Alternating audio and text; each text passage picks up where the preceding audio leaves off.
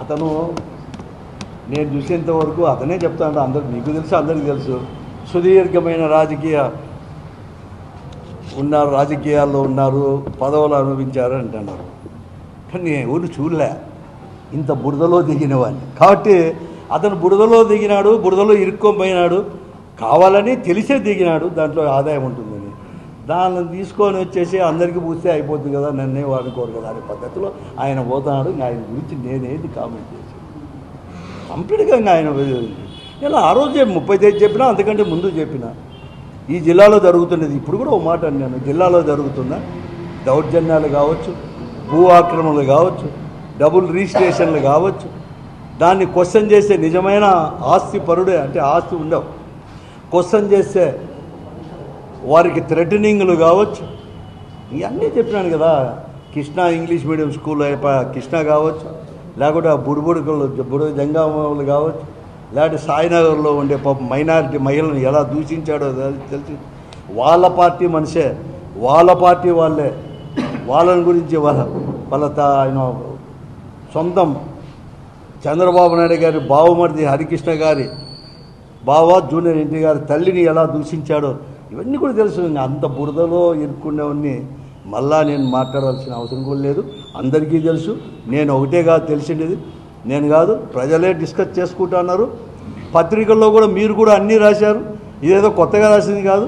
లేకుంటే ఒక పత్రిక 2 పత్రికలో, లేకుంటే ఒక ఎలక్ట్రానిక్ మీడియా కూడా చెప్పిండిదేం కాదు. అతనితోనే కాదు, అందరూ కూడా, ఈనాడు కావచ్చు, జ్యోతి కావచ్చు, ఈ పేపర్ ఆ పేపర్ అనేది కాదు, ప్రముఖంగా ప్రకటించినారు, ప్రకటనగా చేశారు. ఇది కాదు, ఇదే కాదు, ఇది కూడా తీసుకోండి.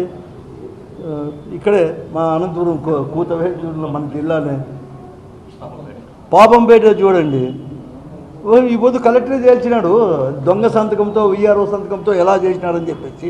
అదేగా చెప్పేది. అటువంటివన్నీ చూపించేసి మేము పంచాయతీలు చేస్తామన్నా కూడా ఎవరు అడిగేవాడు లేడు. అడిగిన దానికి ఇవన్నీ చేస్తున్నాడు. అంటే అతని గురించి ఇంకా నేనేది మాట్లాడేది. కానీ ఏదో అన్నాడు, అతనే చెప్పినాడు కదా, నీకేమి ఏంటివి లేవు నీకు అని చెప్పేసి, కాంట్రాక్టు లేవు, రియల్ ఎస్టేట్ లేవు, అవన్నీ అంటున్నాడు. ఏదో చూపిస్తే అయిపోతుంది మాకు కూడా. ఇంకా మాకు కూడా మేలే కదా భూమి మీద, మేము కూడా అనుకుంటుంటాం ఎప్పుడు. ఇక మేము కూడా మాకు కూడా మాది ఉమ్మడి కుటుంబం, 3 అన్నదమ్ములు కలిసే ఉన్నాము, మాకేదో ఇంత ఉంది అనుకుంటున్నాం. కానీ పంచుకుంటే 30 ఎకరాలు కూడా రాదే అనేది కూడా అప్పుడప్పుడు కూడా ఉంటుంది మాకు కూడా. 3 పంచుకుంటే 30 ఎకరాలే రాదు అని కూడా ఎలా ఏం ఇన్నేళ్ళు ఉన్నామో అతను చెప్పినాక మాకు అనిపించింది, అవును నిజమే కదా, మా తండ్రి గారు ఇన్నేళ్ళు ఇన్ని టర్ములు ఉన్నారు, నేను ఇన్ని టర్ములు ఉన్నా, అంతా కలిసి 30 ఎకరాలు రాకపోతే ఎట్లా అని మాకు కూడా అనిపిస్తుంది. కానీ ఏదో ఆయన ఇంకా చేస్తామంటే ఇస్తే మంచిదే కదా, ఇప్పుడు చూపించేసి ఎవరైనా అన్యాగ్రహం చేసినా అది కూడా మాకే ఇప్పిస్తే ఏదో చూస్తాను. మళ్ళీ నేను కూడా ఆలోచించేసాను. మాది రాజకీయ జీవితం అనేది మా కుటుంబం, నాది ఒకటే చెప్పండి, నేను ఎప్పుడు కానీ నేను కాబట్టి నన్ను నా గురించి మా కుటుంబం. అక్కడ మా తండ్రి గారు అప్పుడు అనంత వెంకటరెడ్డి గారు కావచ్చు, ఆ తర్వాత మేము 3 అన్నదమ్ములు, ఉమ్మడి కుటుంబమే. ఏదైనా కానీ చట్టానికి వ్యతిరేకంగా ఏదైనా కానీ ఉంటే ఎవరు వద్దన్నారు, మీ దగ్గర ప్రభుత్వం ఊరికే తీసుకోండి, ఎవరు వద్దన్నారు. చట్టానికి వ్యతిరేకంగా ఉంటే, చట్టానికి వ్యతిరేకంగా వేరే ఏదైనా మా దగ్గర ఉంటే తీసుకోండి.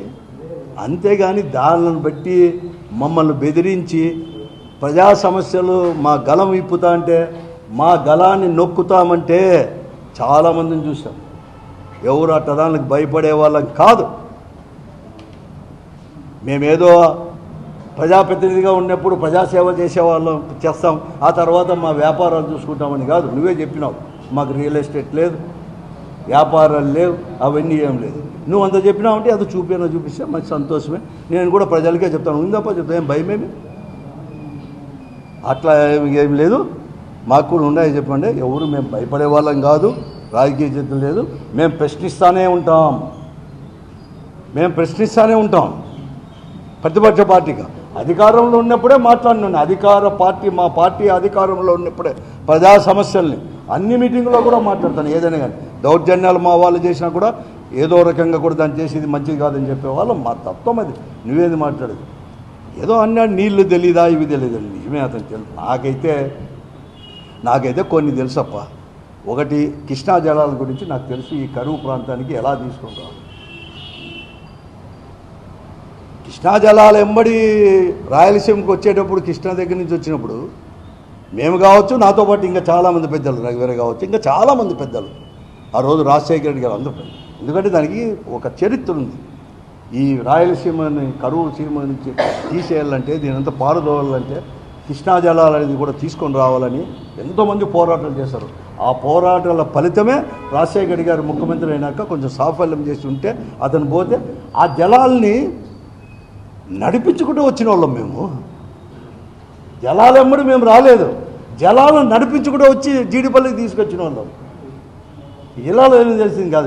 నేను ఒకనే అని కాదు, నా చాలామంది పెద్దలతో పాటు మేమంతా కూడా ఎంతోమంది కూర్చు తీరా మాట్లాడు. నాకు కృష్ణా జలాల గురించి తెలుసు, తుంగభద్ర జలాల నుంచి తెలుసు.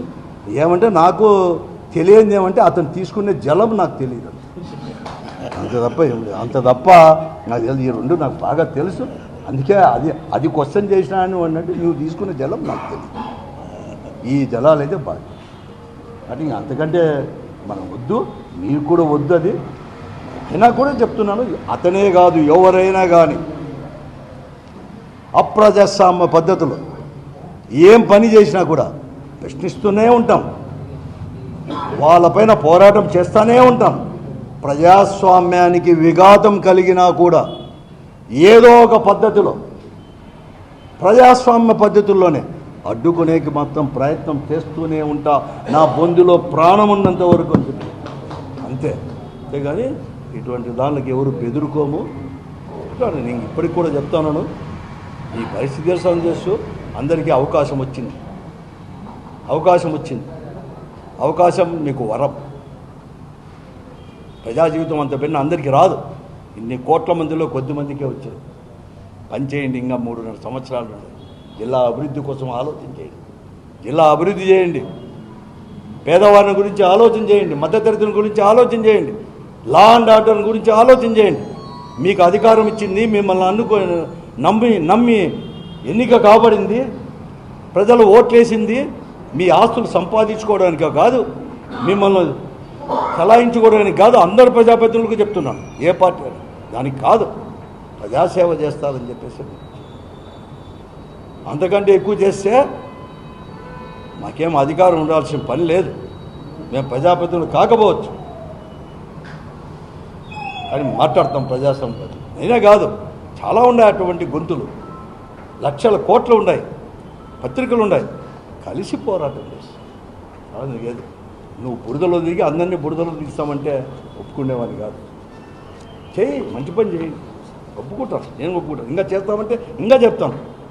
నేను కూడా ప్రజాప్రతినిధి ఉన్నప్పుడు చాలామంది చేశాను. 5 సంవత్సరాల్లో 2 సంవత్సరాలు కనుగొపోతే 3 సంవత్సరాల్లోనే జిల్లాకు చేసింది ఇచ్చిపెట్టండి. తాగే నీళ్ళ దగ్గర నుంచి పెద్దొక్కడి కూడా పోరాడి బహిరంగ వేదికల పైన కూడా మాట్లాడి ముఖ్యమంత్రి అని చెప్పి నేను భయపడలేదు. వీళ్ళ మాట్లాడి తీసుకొని సాధించి పెట్టినా. ఇక్కడ కూడా టౌన్లో కూడా మీరే సాక్షులు, అందరూ కూడా చిన్న చిన్న సందుల్లో చేతనైనంతవరకు చేశారు. ఇంకా చేయండి, ఇంకా ముందుకు తీసుకోమండి,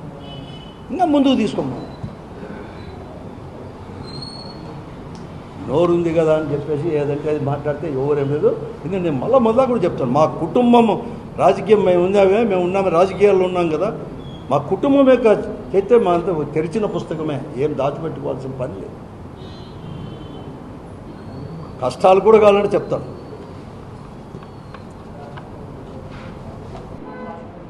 ఎవరు కానీ చేరు ఆ కట్టప్పలకు భయపడే వాళ్ళం కాదు. మీరు రాజకీయంగా నన్ను ఎదుర్కొనలేక, మీరు చేస్తున్న దౌర్జన్యాలను కానీ మీరు చేస్తున్న అక్రమ ఆర్జనల గురించి ప్రశ్నిస్తే మీరు దాన్ని సమర్థించుకోలేక, దాన్ని ఎదుర్కొనలేక ఈ కట్టప్పలతో కలిసి మీరు ఇవన్నీ చేస్తుంటే ఎవరు బెదరుకోం, తగిన బుద్ధి చెప్తామని అందరికీ ఎవరైనా ఉండే కూడా మీరు కూడా ఉన్నారు.